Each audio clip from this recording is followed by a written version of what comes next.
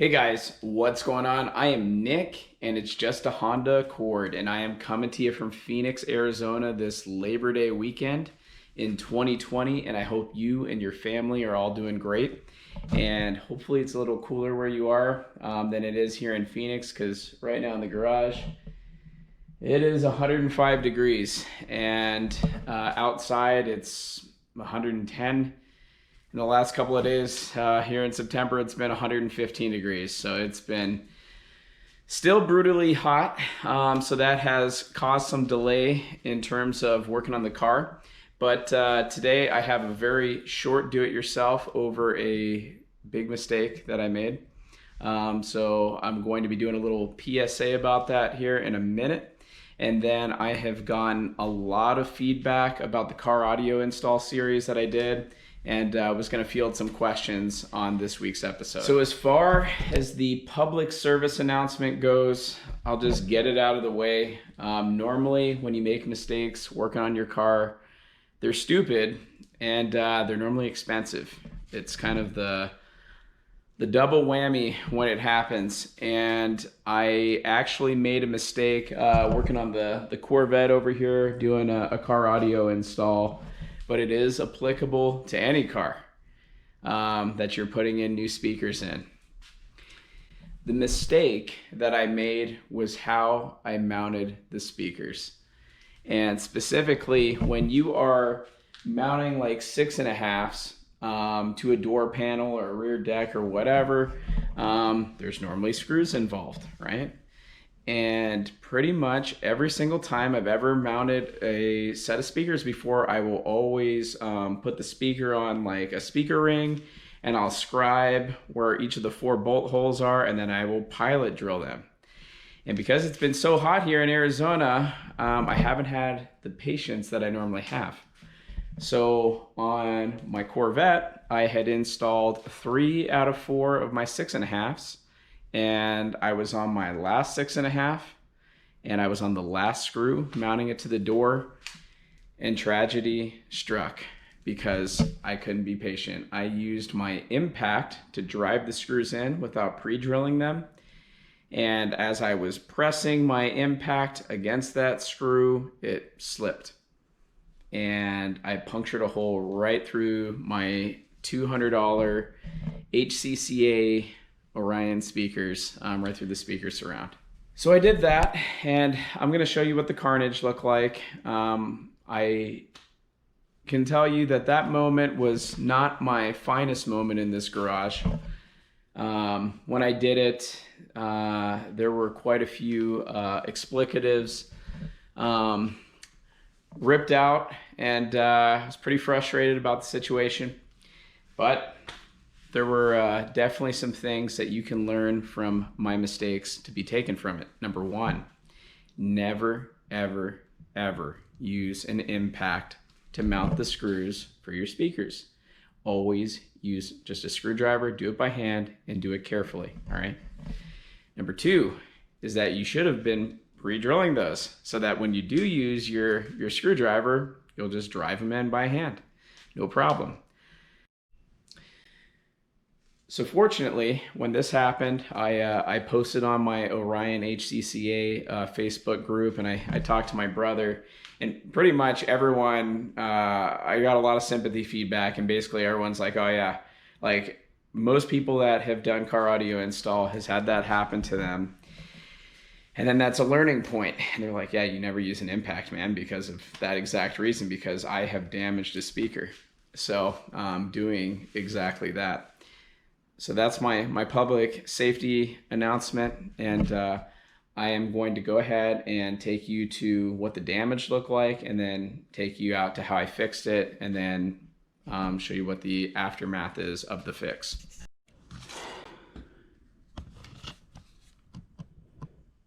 So that's the damage right there, and it's kind of hard to see, but when you got the light behind it, you can get a pretty good gauge as to what I did. So it's about time to try and fix this. All right, So let's try and get the top side and get this little double action here.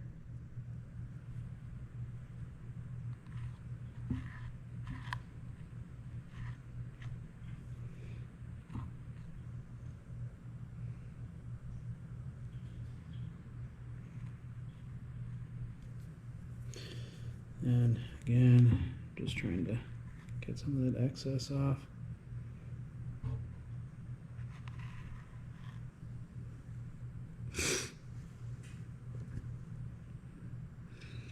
It's a bit of a balancing act. You don't want to cake it on, but you want to make sure you get good coverage.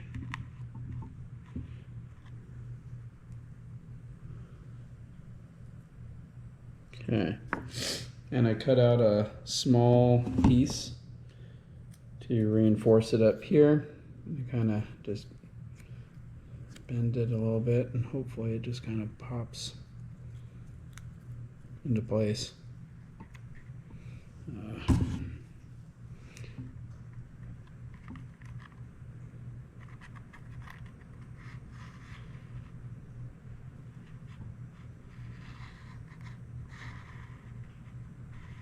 Being very gentle.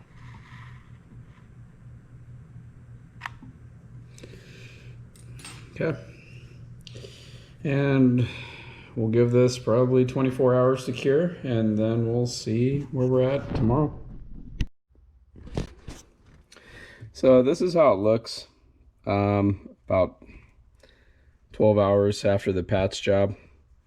And I tried plucking at the piece of paper I put in there with some tweezers, and that thing is on there. It doesn't feel like it's going to be coming off. On the back side, it's a little trickier to see, but same deal. So I feel like this is going to patch it pretty decent, but the proof will be in how it sounds. I don't have a backup option, so either way, I'm gonna be rolling with this setup at least for a little while. So I'll get this mounted, not use an impact this time, and then we'll see how it sounds.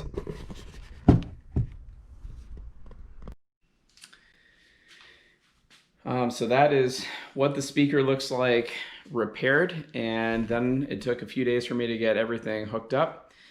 Still get my new stereo into the Corvette, but I did get wired up, and here is what it sounds like with a little bit of tunage coming with it.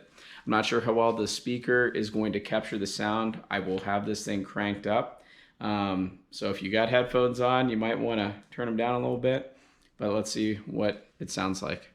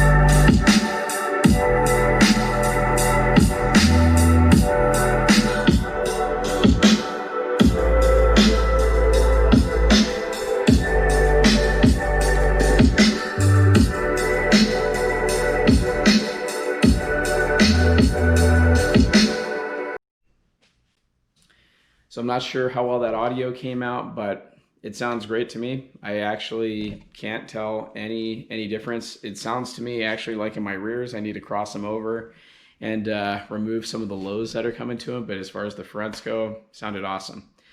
So it looks like I dodged a bullet. I don't need to recone those, at least not anytime soon. And if you make that same mistake that I did, I hope that fix that I just showed you how to do helps you patch up a bad situation.